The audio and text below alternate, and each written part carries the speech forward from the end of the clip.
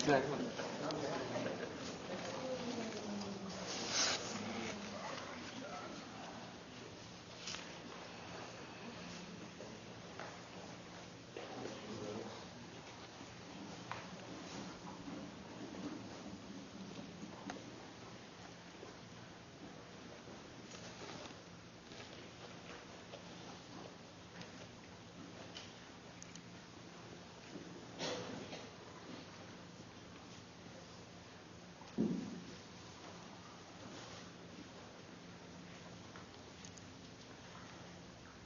Tonight, our class is going to be somewhat of a shared exploration of fundamental quality that we nourish and that manifests itself as we go along our spiritual path, and that is the quality of generosity. And don't get frightened when I say shared exploration. It doesn't mean you have to talk to anybody. It simply means that we'll pause as we go along from time to time to do short reflections, and we will be using, to the degree that it works for you, that aspect of touching into the felt sense and focusing a bit on the question and just seeing what one or two or three words arises in that way of intuitively understanding some aspects of generosity. The Buddha taught on generosity a whole lot. When you start to look through and study the suttas, the scriptures that were gathered up and held in some few minds for years after the Buddha died and then gathered up and written down, there's just many, many different things that the Buddha taught about generosity. And I had sort of heard this aspect of it before, but I didn't remember it until I started reading, that he was actually in a context of teaching about generosity that was really challenging, because many spiritual guys hanging around with him in India at that time were very opposed, for one reason or another, to the idea.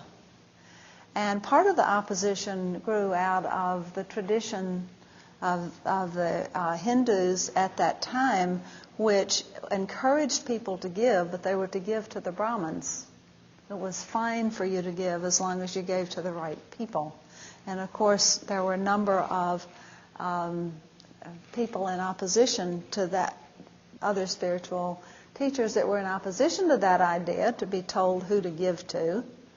And there's a story told that the Buddha was asked by a certain king, to whom should a gift be given? And he said, whatever your inclination is, give the gift freely to whatever your inclination is. Really, I interpreted that to mean almost follow your heart when I read that. And this delightful time of preparing this talk brought me so much joy that I feel really happy tonight just sitting here exploring generosity with you. It really does work the way that we are encouraged to think about it. I started to look, as I usually do when I prepare a talk, for examples in the news or in the comic strips or on some sort of TV news. And I just found myself flooded with all sorts of little bits and pieces of generosity. The Washington Post magazine even had a story about a millionaire that was coming to Washington to give away all her money. And, I'm sure that was newsworthy. And there were so many examples, and so many examples in my own life, that I just found from day to day more and more joy growing. But the neatest, simplest example was one that happened last week, the latter part of last week, in a kindergarten class that I volunteer in a couple of mornings a week. I go as a volunteer and I do whatever the teacher asks me to do. It's usually something messy, which is quite fun. I have paints and brushes and little 5-year-olds leaning all over the place. And I've learned to go dressed for painting But that's not always what it is. Anyway, last Thursday we were all sitting, all four of us were sitting at this little round table, and I sit in these little bitty chairs. And Marguerite was coloring. They were all coloring their pumpkin papers and their fall leaves. And she just looked up and she said, "I need brown." And the kid across the table from her didn't miss a beat. He looked in the crayon can and he said, "Here's one." And she said, "Thanks." And I said thanks to him. She went on, everybody went on, and I thought, there you have it. It's as simple as that. There was such freedom for her to ask, and there was such freedom for him to respond.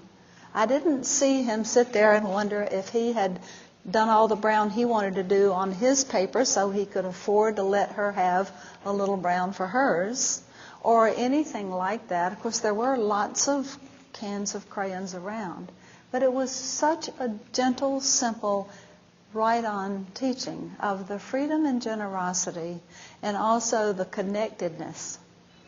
And when I was going home, some of my friends who know me well know that I'm always in a good mood on Tuesdays and Thursdays because I've been to kindergarten class. And when I was going home after that little encounter, I thought, isn't this interesting?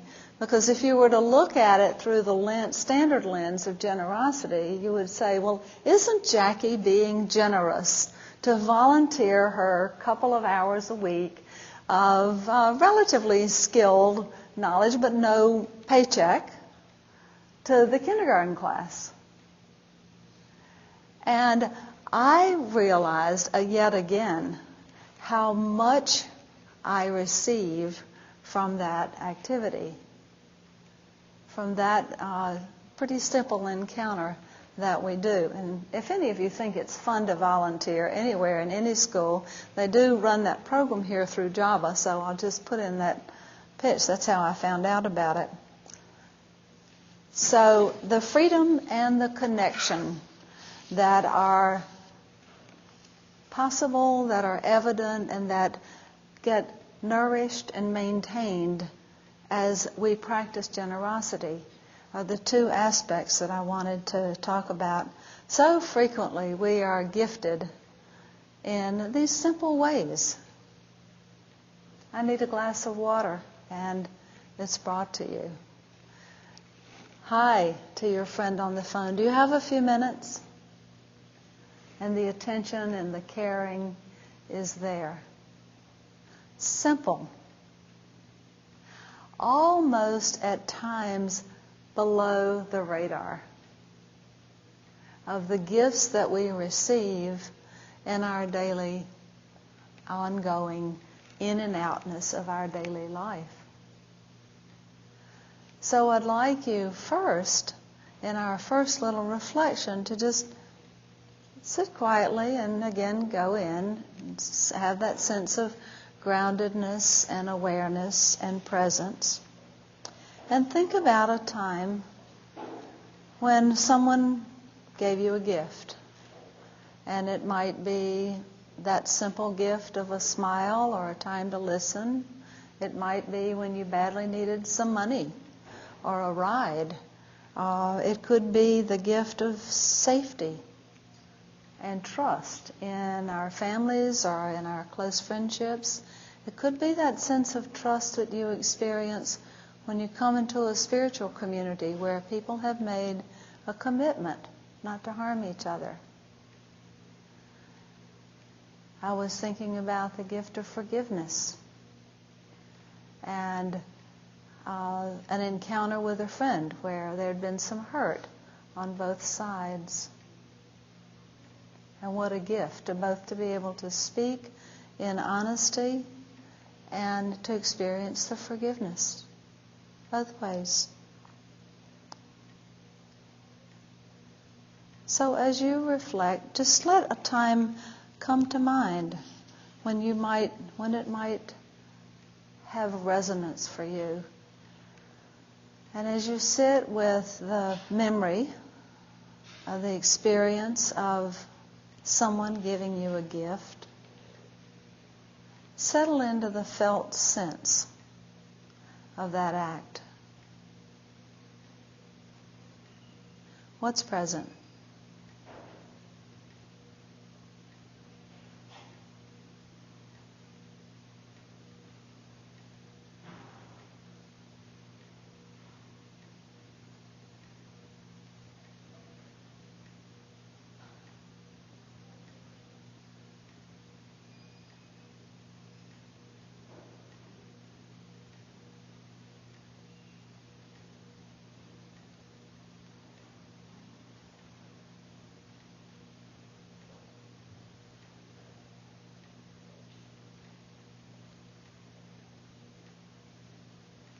And possibly you have a word or two or three that gives you a landscape of that experience of receiving. Possibly, too, it could be that your experience of receiving was mixed a little bit because the gift wasn't quite in sync with you for whatever reasons. And so there was not quite such a sense of openness and joy in the receiving that you may have had. I want to speak to that a little bit more in just a bit. Whatever the felt sense of that receiving is, let it be as it is, and let's go on. The Buddha, of course, taught that the gift of the Dhamma, the truth, the teachings, was the greatest gift of all. And it's quoted in the Dhammapada, a gift of Dhamma conquers all gifts. The taste of Dhamma, all tastes. A delight in Dhamma, all delights. The ending of craving, all suffering and stress. So if we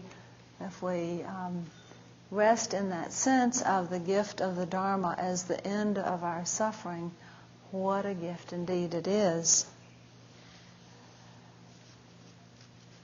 One of the aspects of openness and generous-heartedness that is looked at and studied by this great psychologist, the Buddha, is the importance of skillfulness in our giving. And this is what I was referring to if you had some sense of, oh, it was a wonderful gift, but there was a little bit of sense of strings attached.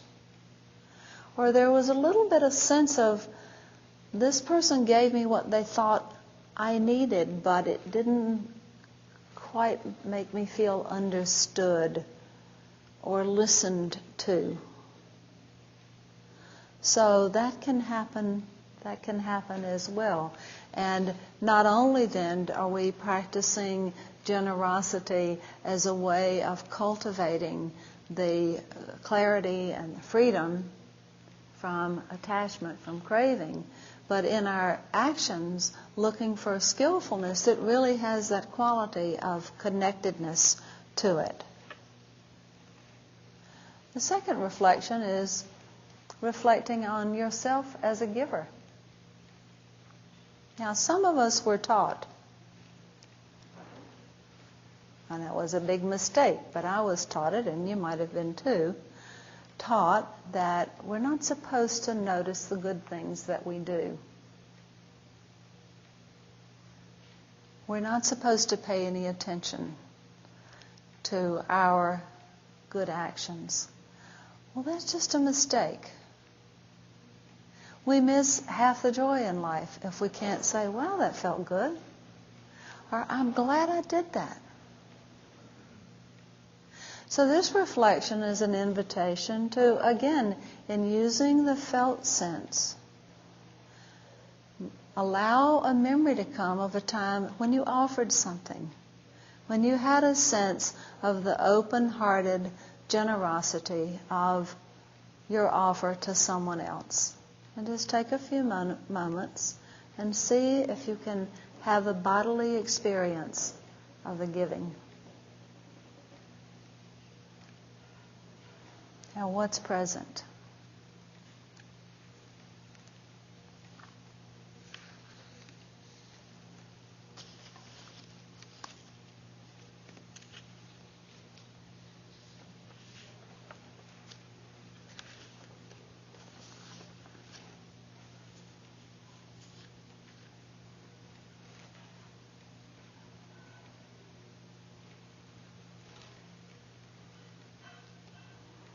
And once again, as you are looking at the landscape through the lens of body intuition,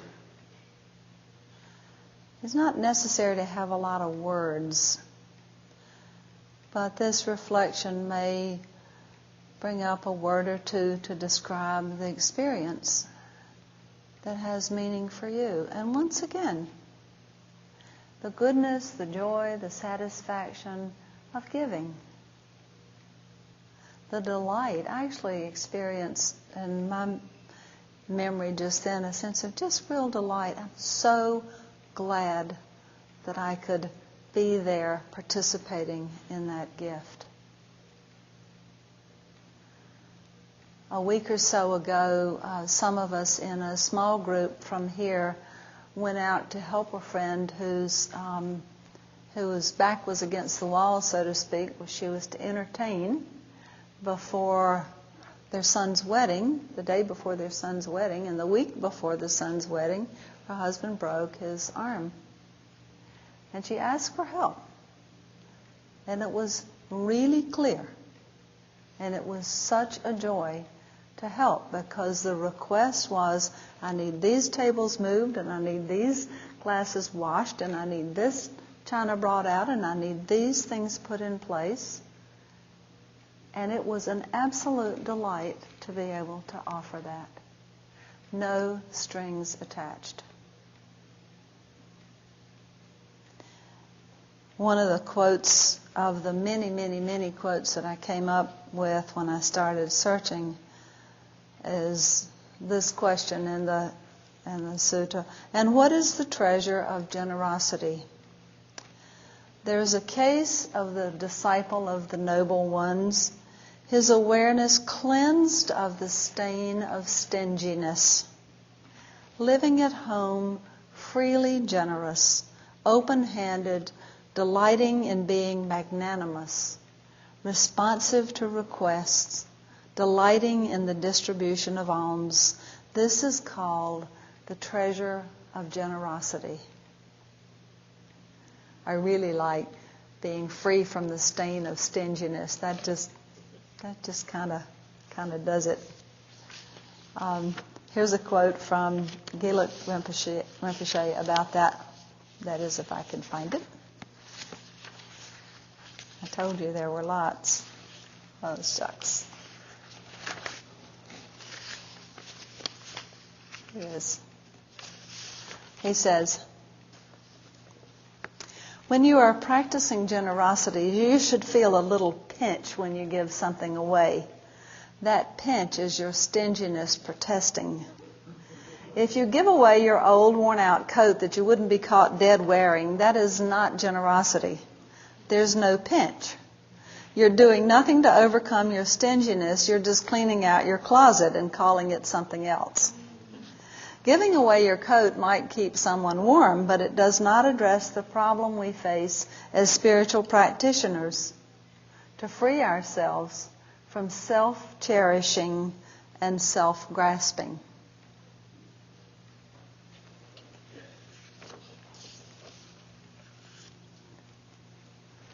So the key here really has to do with our intention. And we may notice in a lot of our actions of giving that our intentions are mixed. I think that's really okay. I think what's not okay is not to notice that there's mix. Sometimes we give because we just want to be thought of as good people. We sort of like the inner thing, and that inner little congratulating ourselves is very different than the open-hearted delight of being able to give. There's a different quality. This one has a grasping yeah, look at me feeling. Sometimes we give because we're afraid. We're trying to, I've heard of situations, in fact I read of one in the newspaper where this woman wrote and said, my boyfriend keeps spending all this money on me, buying me these really expensive surprises, and what I really want is an engagement ring, and I know that he doesn't have a lot of money. So, there's that sense of trying to get something or make something happen, and the confusion that it creates when the gifting is mixed. Sometimes we get caught up in that guilt. I remember it was probably 2 years ago now, Susan and I were talking with you one night about service. And we broke up in little groups to really sort of look at what does service mean. And somebody in our large group later said, service feels like duty, like responsibility, like ugh. And I have to admit that I had years and years of that kind of conditioning. And it was called you should. You know what I mean? So that, I don't know how many times I sat in congregations and churches and heard sermons about why I should be giving. And it wasn't opening my heart. It wasn't offering the delight and the sense of connection that is inherent in the true practice of generosity. Even when our generosity is mixed, it's valuable. And the best illustration I can offer from my own life was an experience that I had some years ago now on a long meditation retreat. And it was at Spirit Rock, where I had been several times, and this was the first or second time I'd been there for a month. I've always been so touched as soon as I enter this retreat center, because generosity is just flowing. I mean, people are just so kind and caring and offering. There's lots of volunteers and some paid staff. People are just each doing what they do. And as you know, if you've been on retreat, everybody that is there is asked to participate in some of the work that needs to be done just to keep a group of 150 people going for a month. So about 5 days into the retreat, and it was during the rainy season in March, so it was like 40 degrees and raining just about every day. And of course, every building is separate, and you have to walk outside and be on the campus. And about 5 days into the retreat, the teacher that was making the announcements that morning said, we have a request, we need some help. We need somebody to empty the compost bins from the kitchen each day. And out of my sense, really, of the enormous generosity that had been offered to me in this setting, I raised my hand. I had no clue what I was volunteering to do. The compost bins, first level of compost bins, were sitting in the dining hall by where you take your dirty dishes. They had to be brought to the kitchen with the cook's stuff that went in the compost, bigger bins, and those had to be taken out to the outside bins, which then had to be taken far out behind some fence where some farmer in the neighborhood came and picked up the stuff to compost it and use it. It was quite a lovely idea they had, but it was a hard job. And I was supposed to have a helper. There's supposed to be a job for 2 yogis, but this person I later realized was having a really hard time on this retreat, and he left. So every morning, I forget whether I did it after breakfast or lunch, probably after lunch, let's say every after lunch period, and I go in to do all these, dance with all the cans, these two go to these two, go to these two, go out back, and then you take the hose and wash out the cans every day. I had a chance to revisit, and I revisited the resentment and the judgment, like, I didn't have to do this. I already have another job I signed up for, and I'm doing that fine, and, you know, all of that. And where is that guy who said he was going to help me? And that took me down that path for a while. That was also making me very miserable. And the cold rain, of course, is dripping down my neck, and they're heavy and they're smelly and, you know, the whole deal. But I realized what a beautiful opportunity this was, because so many times in my life I have volunteered and then found myself, I see people know what I'm talking about. So, how did I get into this mess? Why did I do this? And I have had so much to learn from that experience, because it helped me to bring in that third piece and that third reflection, which I will just offer to you, not so much ask you to do unless you're already having a connection with that felt sense, but really reflect on this in the days and weeks to come, that giving includes giving to yourself. And generosity includes generosity to yourself, which does not mean that I should not have volunteered for that job. The generosity potential for learning about freedom was so present in me engaged with those compost bins that it was worth the price of admission to the month-long retreat. Because I realized that every single day I needed to make the commitment again. And I needed to touch in to the intention and to remember what it feels like to be free of the stain of stinginess. I didn't know that phrase then, but to remember the sense of openness and joy and presence that is possible when we're not wrapped around how miserable we are. So I'm happy to say that it's long enough retreat that the days went by and I got to really get comfortable with doing the dance with the garbage cans, the compost cans, and even with washing them out and making sure they were really nice and clean when we're all done. It turned out to be very satisfying. I didn't ever sign up for that again, but it was a great learning. So how we give matters hugely.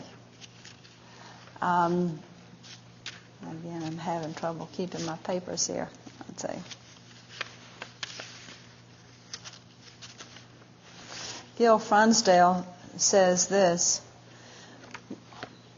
Buddhist teachings emphasize that the manner in which we give is as important as what we give. We should give with respect, with happiness, and with joy. When we're practicing generosity and it does not bring happiness and joy, we should pay close attention to our motivations for giving and perhaps even reevaluate whether to give at all. The Buddha even taught his monks to pay attention to whether there were some people that were giving too much. And, you know, the monks had to depend entirely on the community for anything they got to eat, for their food, their clothing, and their medicine.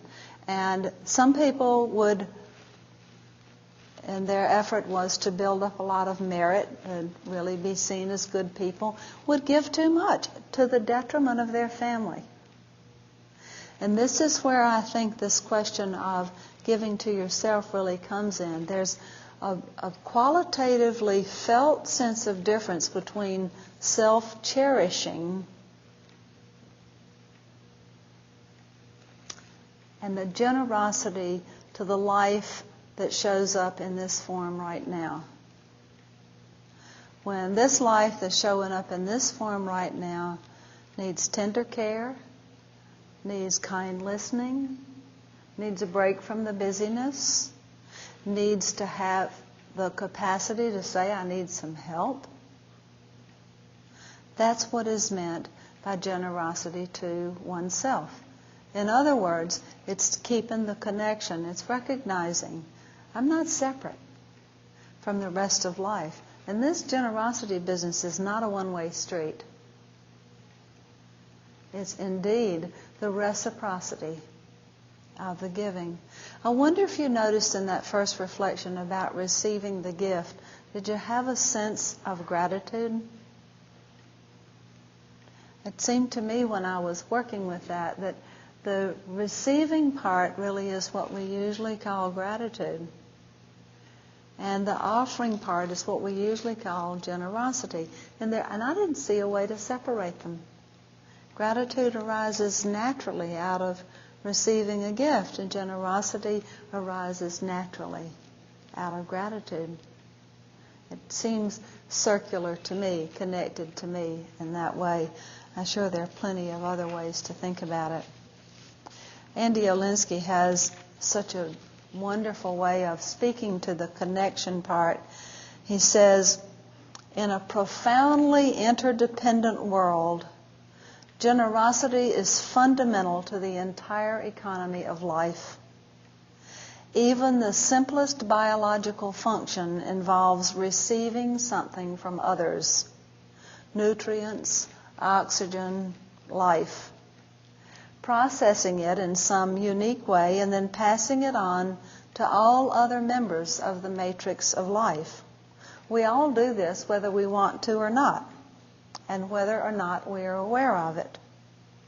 The practice of giving becomes perfected when we align ourselves very deeply with this truth by consciously and mindfully offering everything we do or say, even everything we think, as an act of universal generosity.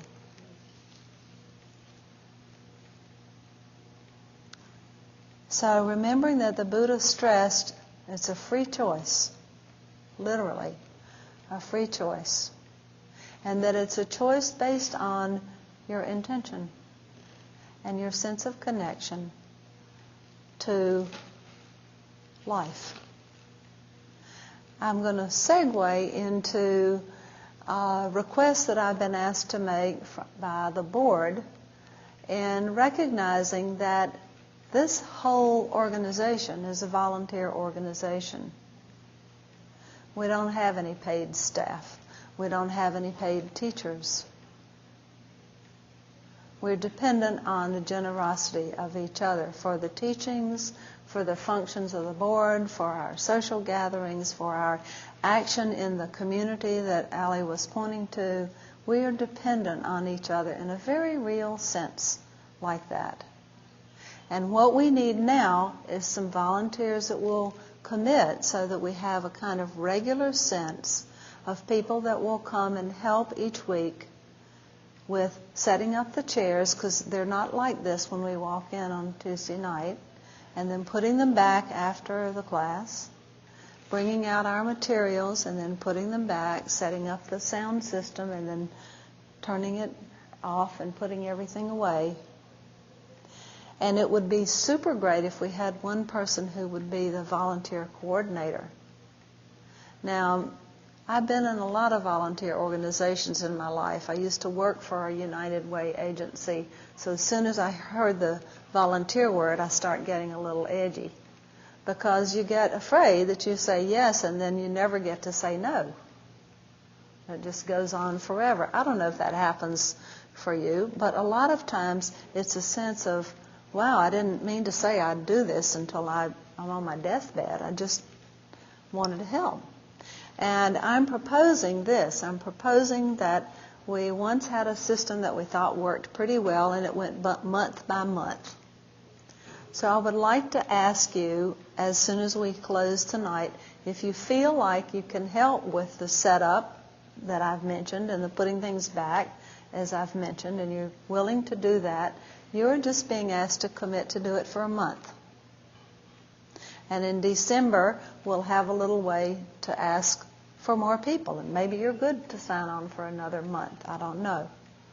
Or maybe you know you can do it the first Tuesday night of every month and you can't commit any other times. I think we can work those things out. But I would like to invite those of you that are willing to volunteer to be that kind of boots on the ground to just hang out up here with me for a few minutes after we have the closing tonight. So if you will join with me, I'd like to close with just a few minutes of sitting together.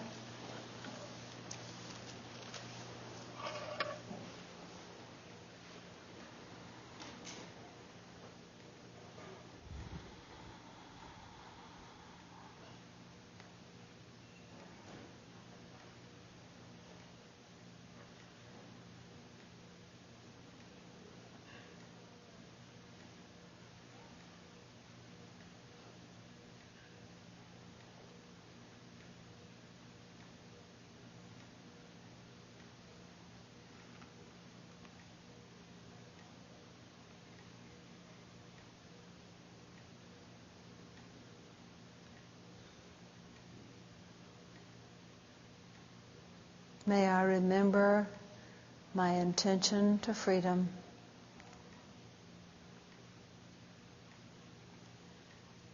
May I live in generosity, compassion, and wisdom. May I know the joy of the Dharma.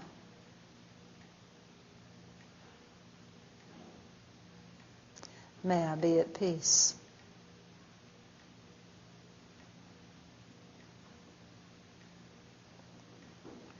May you live in the wisdom of your intention. May you be blessed with generosity, compassion, and wisdom.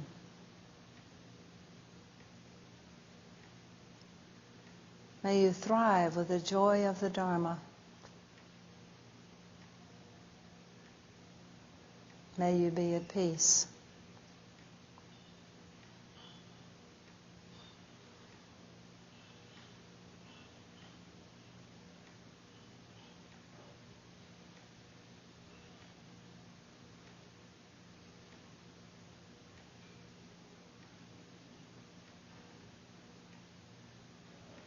May all beings in all directions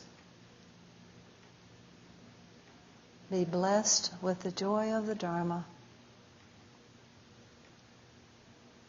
May all beings live in generosity, compassion, and wisdom.